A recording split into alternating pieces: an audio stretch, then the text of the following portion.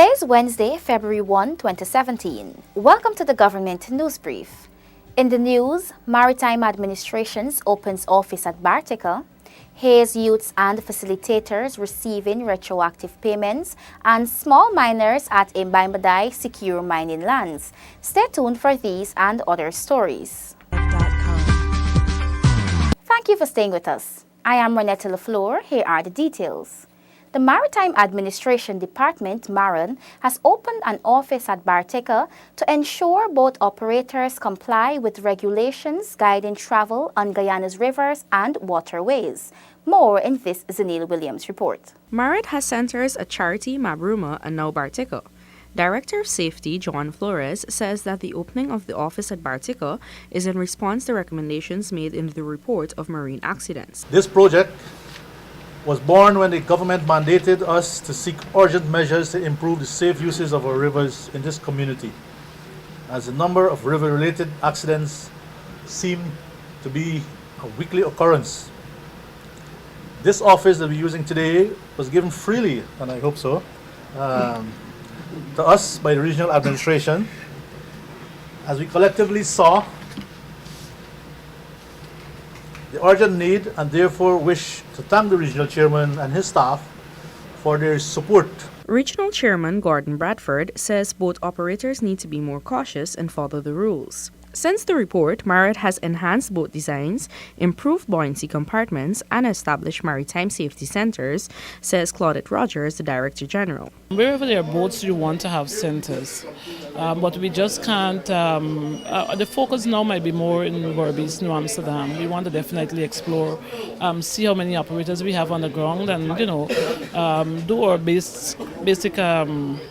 Like I said, fact-finding, and then we'll take a decision in terms of how soon we want to have that one operational as well. The Director General says other initiatives to be taken are the suspension of boat licenses, reduction of horsepower in engines, examining age limits of the operators, and the expansion of the educational safety programs at schools. Reporting for the Government News Brief, Zanil Williams. Retroactive payments for youths and facilitators who participated in the Hayes program are currently being distributed in several hinterland communities. Sanika Thorne tells us more. Minister within the Ministry of Indigenous Peoples Affairs, Valerie Garrido-Lowe, says payments are being delivered to youths and facilitators of the Hinterland Employment and Youth Service Program. Some participants and facilitators did not receive their stipend for the period of August and September. From the information received from the Hayes Department just now, and from the program coordinator himself, Mr. Greenidge, I'm seeing here all are paid now.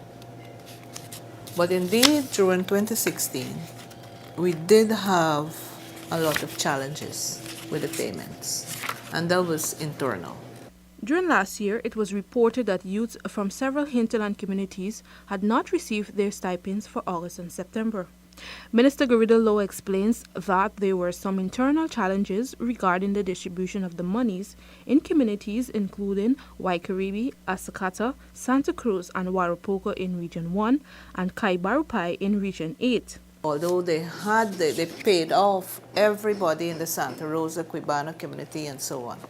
Those 4 communities way in the Winey River, they couldn't get to go there because like during Christmas, people hire boats a lot and stuff like that. And you had to pay them up front. And apparently there was a little setback with the upfront payment for transportation. So what they did was, unfortunately, they came back with the monies. But that was only for August and September that they had missed paying them during the year last year, not for December and so on. Minister Garrido-Lowe says that a better system will be put in place this year to ensure that the students and facilitators receive their stipends in a timely manner. The Hinterland Employment and Youth Service Program is geared at empowering some 2,000 indigenous youth in close to 200 hinterland communities. The sum of $991 million has been allocated for the Hayes program in the 2017 budget. For the Government News Brief, Sanika Thorne reporting. Small miners at Mbambaday have formed themselves into a syndicate to secure mining lands and are asking for more training from the Guyana Geology and Mines Commission.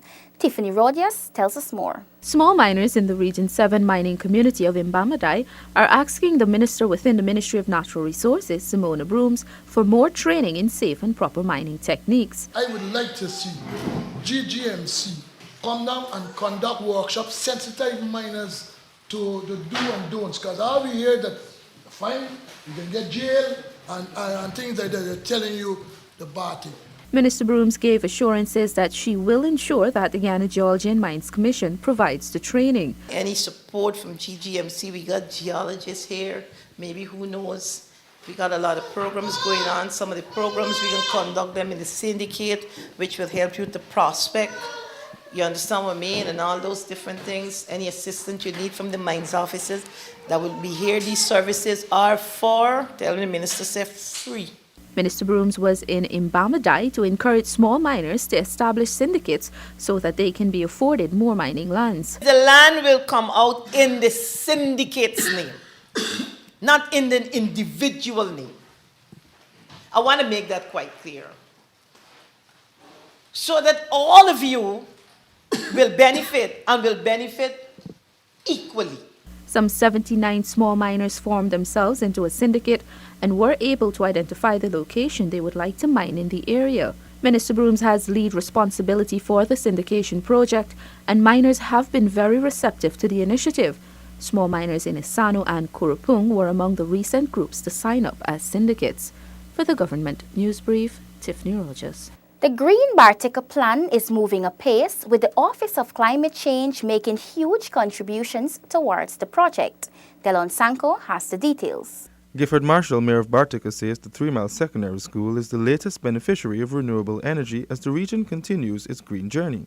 The mayor says that this was made possible through the support of the Office of Climate Change. We're very grateful we got some good news last week that through the Office of Climate Change we were able to secure just about $300,000 US for renewable energy at the 3 Mile Secondary School. And some of that money also will be used for street lighting along the Potara Road.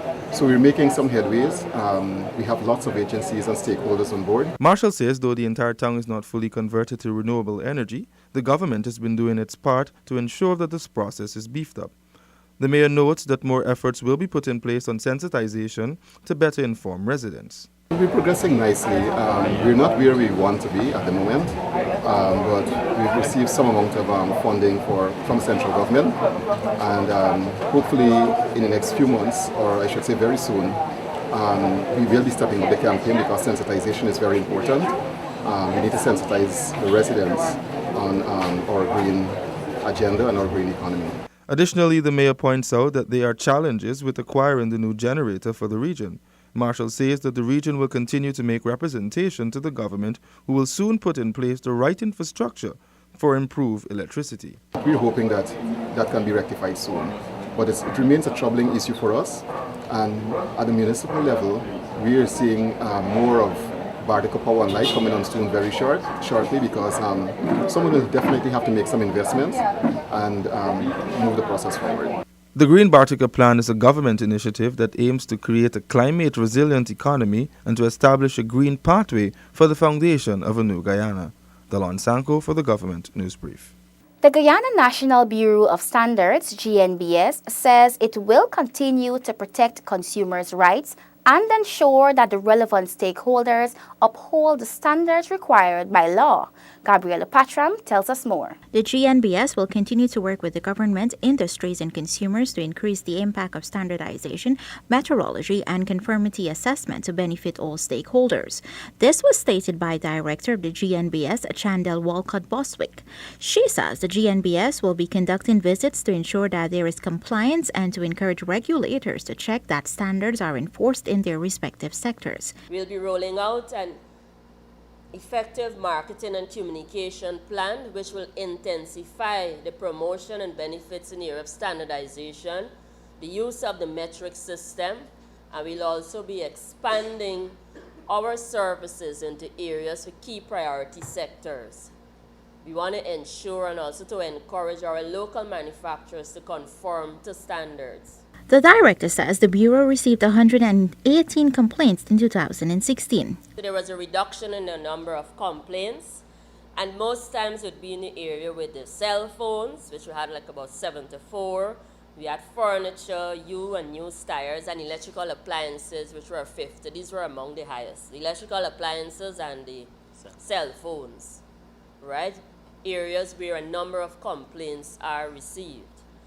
And basically to address the complaint with cell phones, we would have developed a standard. So it's now a national standard for the persons who sell the cell phones that they have to conform with. The role of the GNBS is to promote the national quality infrastructure for economic, social development, and consumer protection in partnership with key sectors through standards, metrology, and conformity assessment. Its vision is to improve the quality of goods and services in Guyana by partnering with the government, consumers, and industry through the process of standardization. For the Government News Brief, Gabriela Patram. We have come to the end of today's edition of the Government News Brief. The details of these and other stories can be found on GINA's website. GINA has an active Facebook page, and we encourage you to visit and like us so you can be informed as the news unfolds. You can also visit our website and YouTube channel. Do join us tomorrow for another edition of the Government News Brief. I am Renetta LaFleur. Thank you for watching.